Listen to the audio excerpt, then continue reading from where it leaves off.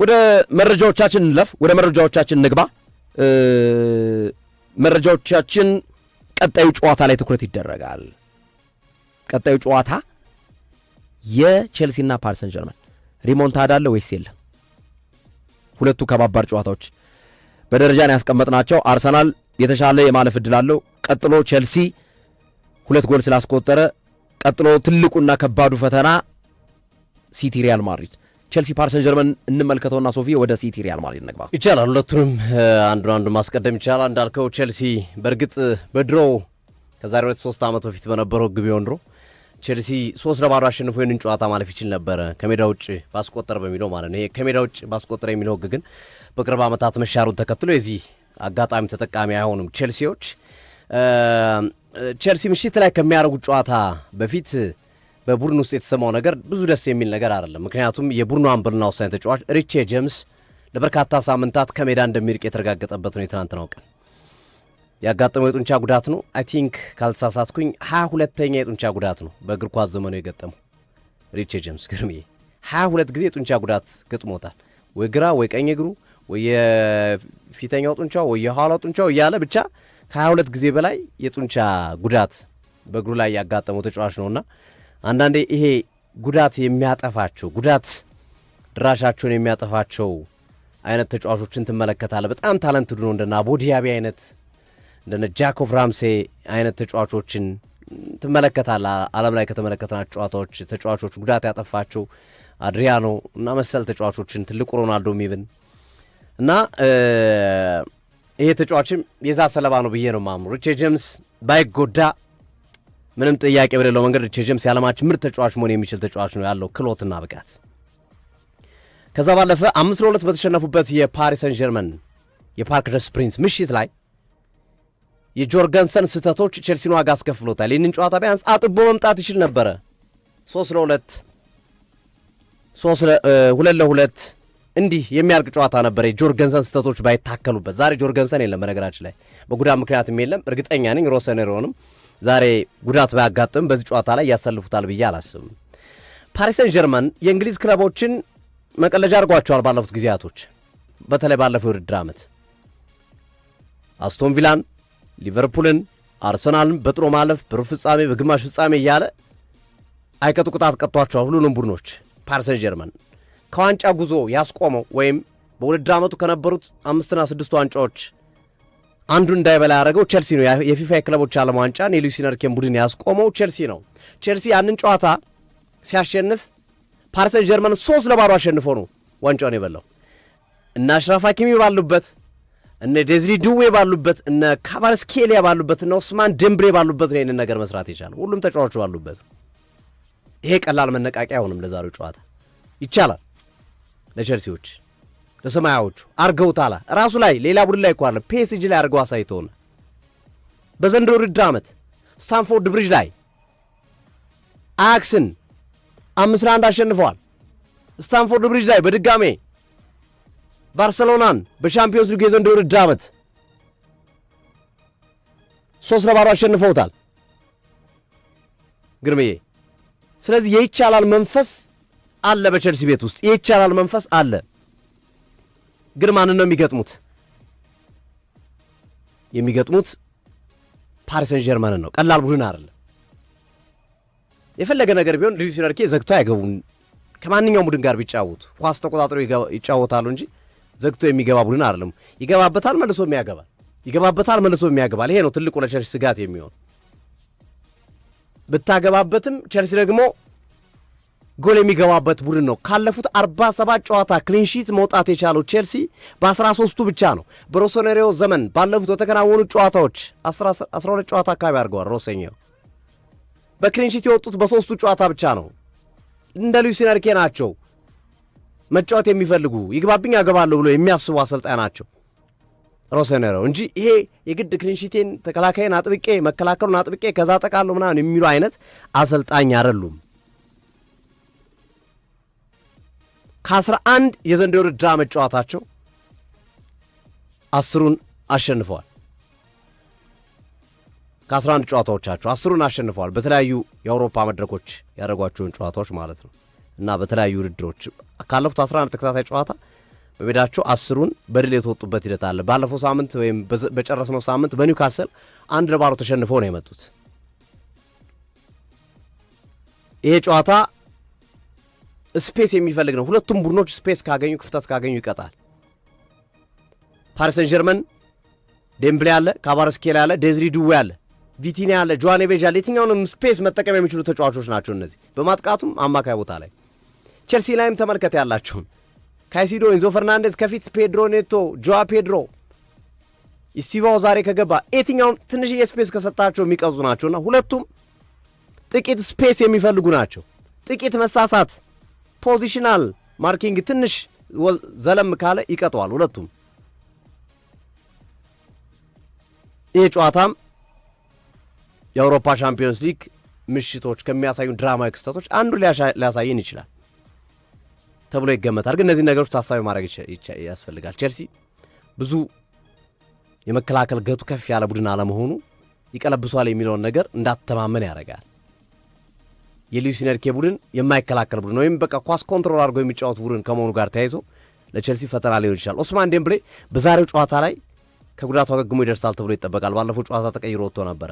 ዛሬ ከጉዳቱ አገግሞ የመድረስ እድል ይኖራል። ፋቢያን ሪዩስ ግን የለም በዛሬው ጨዋታ ላይ እንደተለመደው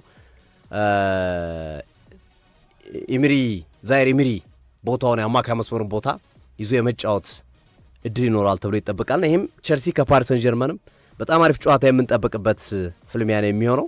የቼልሲ በተለይ ለእኔ የኢስቲቫኦ ከጉዳት መመለስ የሪቼ ጀምስ መጎዳት አሳሳቢ ቢሆንም የኢስቲቫኦ ደግሞ ከጉዳት ተመልሶ ልምምድ ማድረግ መጀመር ትልቅ ጥቅም የሚሰጥና በዚህ ጨዋታ ላይ ወሳኝ ሚና የሚኖረው ነው። በጣም ኢስቲቫኦ በጣም ከባድ ልጅ ነው።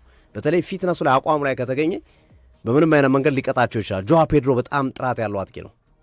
በብራዚል ብሔራዊ ቡድን ጭምር ተጠርቷል እና የኢስቲቫኦ መምጣት ይበልጥ ተስፋ እንድታለመልም ያደርጋል። የሪቼ ጀምስ መጎዳት ደግሞ በመጠኑ ፍራስትሬት እንድታረግ ያደርጋል። ግን ዝሮ ኢትኬን ሊሆን የሚችል ቼልሲ ሪሞንታራ ሊሰራ ይችላል የምትለውን ነገር 100% የሚዘጋ ሀሳብ ነው ብዬ አላምንም። ሊሆን የሚችል ነው። ምናልባት የሮሰነሪዮ አንዳንድ የኤክስፔሪንስ የልምድ ጥረት አንዳንድ የምንመለከታቸው ነገሮች መልሶ ዋጋ ሊያስከፍሏቸው ቢችሉም ግን ማድረግ ይችላሉ። ጎል ማስቆጠር ይችላሉ። አዌይ ላይ 2 ጎል አስቆጥረዋል እኮ ሄደው ቅድም እንደጠቀስኩት ባርሴሎና 3-0 አሸንፏል። አያክስን 5-1 አሸንፏል። ጎል የማስቆጠር ችግር ቼልሲ የለበትም እና ሮበርት ሳንቼዝ ጥሩ ንቁ የሚሆን ከሆነ ተከላካዮቻቸው ዛሬ ቶሲንና ቻሎባን ይጠቀማሉ ተብሎ ይጠበቃል። መከላከሉ ላይ በደንብ የሚታገሉ ከሆነ ምናልባት ስታንፎርድ ብሪጅም የታምር ምሽት ሊሆን ይችላል። ግን አንድ ነገር ለመጠቆም ያክል ነው። ላሪሞንታዳ በስፓኒሽ ነው ባይዘወይ ካምባክ ማለት ነው በእንግሊዝኛው ወይም ደግሞ መቀልበስ የሚል ትርጉም አለው። ሪሞንታዳ ዛሬ አለ ወይስ የለም የሚለው በሁለቱ ጨዋታዎች ላይ ይጠበቃል። የመጀመሪያው ቼልሲ ነው። ቼልሲ በአውሮፓ ሻምፒዮንስ ሊግ ታሪክ ከዚህ በፊት ሪሞንታዳ ሰርቶ ያውቃል ወይም ውጤት ቀልብሶ ያውቃል። 2017 የነበረው ነው እስከ ዛሬ በአውሮፓ ሻምፒዮንስ ሊግ ታሪክ ትልቁ ሪሞንታዳ የባርሴሎናና የፓሪስ ሰን ጀርመን ጨዋታ። የዩኤፋ ሻምፒዮንስ ሊግ 2016-17 16ቱ ቡድኖች የጥሎ ማለፍ መርሃ ግብር ላይ ፓሪስ ሰን ጀርመን ፓሪስ ላይ 4-0 አሸነፈ። ባርሴሎና በጣም ብልጫ የተወሰደበት ጨዋታ ነው። 4-0 ተሸነፈ። ሁለተኛው የመልሱ ጨዋታ ካምፕኑ ላይ የነበረ ጨዋታ ነው። ባርሴሎና 6-1 አሸነፈ። በድምር ውጤት ባርሴሎና 6-5። በእግር ኳስ ታሪክ በአውሮፓ ሻምፒዮንስ ሊግ ትልቁ ላሪሞንታዳ፣ ትልቁ ካምባክ፣ ትልቁ የውጤት ቅልበሳ ባርሴሎና ፓሪስ ሰን ጀርመን ላይ ከ4-0 ሽንፈት 6-1 ያሸነፈበት ነው እና የታሪካዊ ነው። በሻምፒዮንስ ሊግ ጥሎ ማለፍ ታሪክ ውስጥ የመጀመሪያው ነው። ሌላው ባርሴሎና በመጨረሻዎቹ 7 ደቂቃዎች ውስጥ ነው 3 ጎል ያስቆጠረው ፓሪስ ሰን ጀርመን ላይ። ቀድሞ ሉዊስ ሱዋሬዝ አስቆጠረ። ፓሪስ ሰን ጀርመን በራሳቸው ጎል ላይ ያገቡ፣ ኔይማር በቅጣት ምትና በፔናልቲ ያገባ፣ ሰርጂ ሮቤርቶ 95ኛው ደቂቃ ላይ መረብ ላይ ያሳረፈ። በመጨረሻዎቹ 7 ደቂቃ 3 ጎል በድምሩ 6-1። ስለዚህ ውጤት ይቀለበሳል። አዎ ይቀለበሳል። ሌሎቹ ካምባኮችና ማን ናቸው? አንድ ሁለቱን ልጨምር። ሊቨርፑል ከባርሴሎና 2019 ላይ የመጀመሪያውን ጨዋታ ባርሴሎና ሊቨርፑልን 3-0 አሸነፈው። አንፊልድ ላይ በመልሱ ጨዋታ ሊቨርፑል 4-0 አሸነፈው። ባርሴሎናን 4-3 ጥሎት አለፈ። ልብ በሉ። ስለዚህ ያኔ ሊቨርፑልና ባርሴሎና የእንግሊዝና የስፔን ክለቦች፣ ዛሬም ማንቸስተር ሲቲና ሪያል ማድሪድ የእንግሊዝና የስፔን ክለቦች። የመጀመሪያው ጨዋታ ስፔን ላይ ያኔ ባርሴሎና 3-0 አሸነፈ። አሁንም ሲቲ ሪያል ማድሪድ ክለቦቹ ነው እንጂ የተለያዩ ውጤቱ አንድ አይነት ነው። ሪያል ማድሪድ 3-0 አሸነፈ በቫልቨርዴ ሃትሪክ። ውጤት የቀለበሰው ማን ነው? ሊቨርፑል አንፊልድ ላይ 4-0 አሸነፈው። 3-0 ተሸንፎ መጥቶ 4-0 4-3 አለፈ። ቀጥሎ ሮማ ከባርሴሎና 2018 ላይ የቦልቦዩን አልረሳውም። የኳስ አቀባዩ አድጎ እኮ ተባረረ ከሊቨርፑል። ከአካዳሚው አድጎ ነበር ግን አልቻለም። ግን ሂሮይክ ሆኖ ነው የተሰናበተው። ያን አብረው የሚታወሱ ክስተቶች አሉ። ሶፊ ያነሳው ጉዳይ የቦልቦይ ኳስ አቀባዩ ልጅ ማለት ነው። ሮማ ከባርሴሎና 2018 ላይ እንግዲህ አሁን 2017 ትልቁን ሪሞንታዳ አየን። 2019 ላይ ሊቨርፑል ባርሴሎናን አየን። ትልቁ ሪሞንታዳ ፓሪስ ሰን ጀርመን ባርሴሎና ነው። ከዛ ሊቨርፑል ባርሴሎና፣ እንደገና 2018 ላይ ሮማ ባርሴሎና። ሮማ የመጀመሪያውን ጨዋታ በጣም በሚገርመው በባርሴሎና 4-1 ተሸነፈ። ጣሊያን ላይ ሮማ 3-0 በድምሩ 4-4 ሆነ። ከዛስ አዌይ ጎል የሚል ህግ ስለነበር ያኔ በአዌይ ጎል ባርሴሎና ወደ ቀጣይ ዙር አለፈ ማለት ነው። አሁን እንነጥለው ቼልሲን። የቼልሲ ትልቁ ሪሞንታዳው ምንድን ነው ነው ጥያቄው። 2012 ላይ አጋጥሞታል ተመሳሳይ አይነት ነገር ከናፖሊ ጋር ጨዋታውን አድርጎ በዩኤፋ ሻምፒዮንስ ሊግ በ16ቱ ቡድኖች 2011-12 የውድድር ዓመት በናፖሊ ኔፕልስ ላይ 3-1 ተሸንፎ ስታንፎርድ ብሪጅ ላይ 4-1 የ2 ጎል አድቫንቴጅ ነው የወሰደበት ናፖሊ ያኔ። አሁንም 5-2 ነው፣ የ3 ጎል አድቫንቴጅ ነው።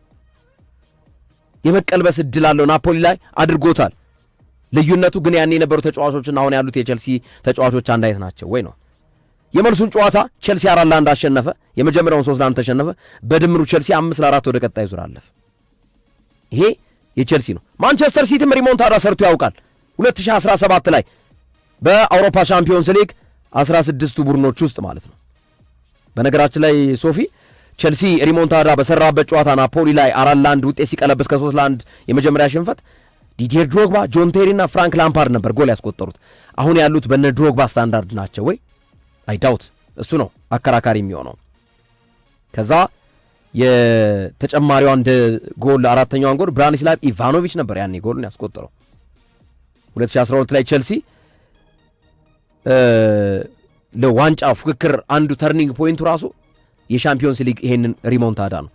ማንቸስተር ሲቲ ከሞናኮ ጋር የመጀመሪያውን ጨዋታ ማንቸስተር ሲቲ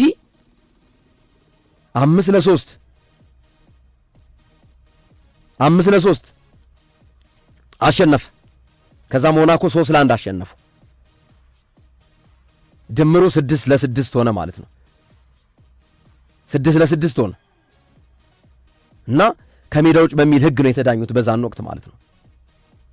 ስለዚህ ሪሞንታዳዎች አሉ በሁለቱም ክለቦች በኩል የሚለውን ለማንሳት ነው።